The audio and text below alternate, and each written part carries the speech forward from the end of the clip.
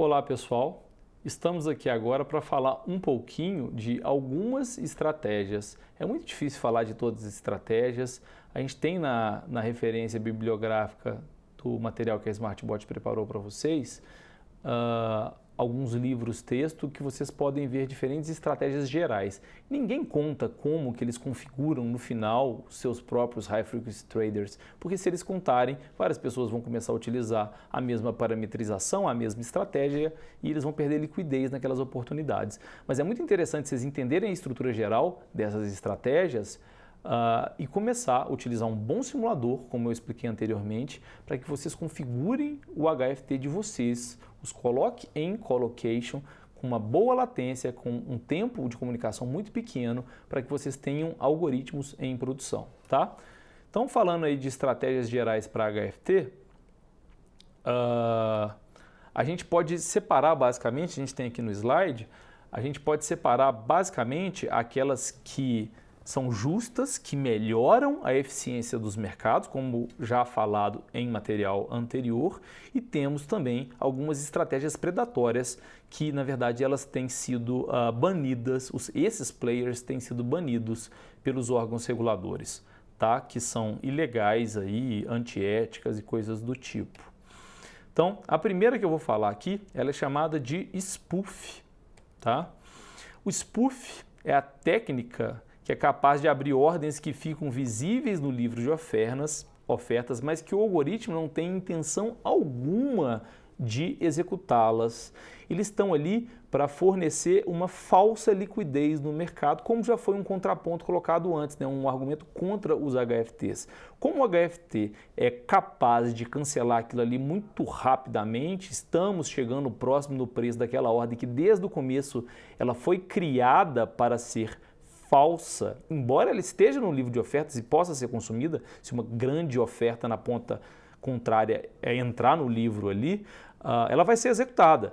Só que como a gente sabe que a volatilidade, tem muito player pequeno mandando ofertas ali, e essa prática acaba ajudando a movimentar o preço do ativo, tá? Então spoof é basicamente uma regra proibida em grande parte dos mercados, porque ela está fornecendo uma falsa impressão de liquidez, é uma liquidez que de fato não existe. Falando agora de outra prática ruim para HFT, tem o quote stuffing, ok? Quote stuffing ela é mais rara de ser encontrada dentro do mercado, ela não é tão comum de ser vista, porque o player precisa de um hardware muito especial para isso. Quote stuffing é a prática de inundar um mercado com milhares ou milhões de ofertas, geralmente muito distantes dos preços atuais que estão sendo negociados. São preços absurdamente improváveis de ser atingidos dentro de um curto de intervalo de tempo. Nem precisa ser tão distante assim, mas eles vão abrindo essas ofertas e as cancelando logo na sequência. Aí você pensa assim, mas para quê? Para que ele está dando essa falsa impressão de liquidez e está tirando essa impressão de liquidez se os players não vão nem conseguir enxergar? Ele manda agora a oferta e logo na sequência ele cancela a oferta. Mas esse tipo de estratégia não é feito para dar uma falsa impressão de liquidez. Ele é criado para causar um problema, a gente usa uma expressão em português adaptada do inglês, que é crashar ou causar um crash no algoritmo adversário. Como o algoritmo adversário está consumindo todo o livro de ofertas, essa prática, vamos colocar antiética, o que ela faz? Ela inunda o mercado com um volume muito grande de oferta, as cancela, as modifica, não interessa. Os algoritmos que têm um hardware pior não conseguem consumir aquilo na mesma velocidade com o algoritmo que está fazendo quote stuffing produz essas ofertas ou essas modificações.